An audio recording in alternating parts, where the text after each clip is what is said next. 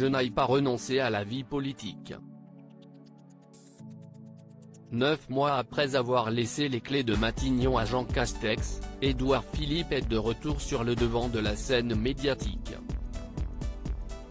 L'ancien Premier ministre, qui publie un livre ce 7 avril, a accordé une longue interview au point où il revient sur sa nomination au gouvernement, en 2017, sur ses années passées comme chef de l'exécutif mais aussi sur le début de la pandémie de coronavirus.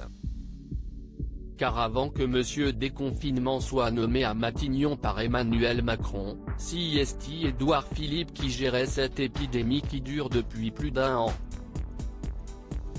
Une période forcément compliquée pour le maire du Havre. Avec du recul, il l'analyse auprès de nos confrères.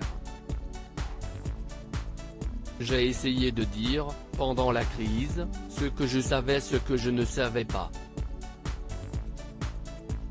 Dans la gestion d'une crise, surtout aussi violente que celle-ci, il faut faire preuve d'humilité mais aussi de résolution, leur a-t-il expliqué.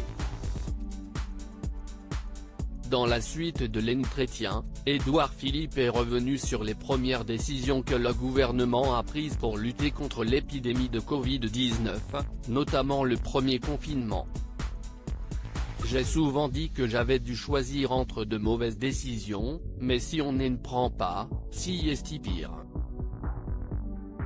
Je ne formulerai aucune espèce de critique à l'égard de ceux qui s'y collent maintenant, je sais combien c'est difficile, a continué l'ex-locataire de Matignon, avant de se confier sur une réaction très intime, j'ai pleuré de rage, et de tristesse, quand il a fallu, par exemple, se résoudre à fermer les bars et les restaurants puis les écoles. Dans les colonnes du Point, Édouard Philippe est aussi revenu sur la polémique des masques. Pour les masques on a suivi l'homme, qui est la gardienne de la doctrine dans la lutte contre les épidémies et qui recommandait de réserver les masques aux soignants, rappelle-t-il.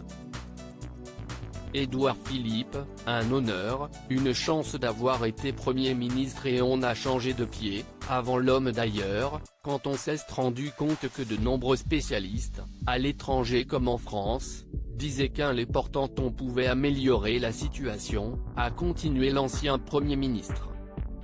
Nous avons fait le maximum, je crois, pour accroître les importations et accélérer la production en France.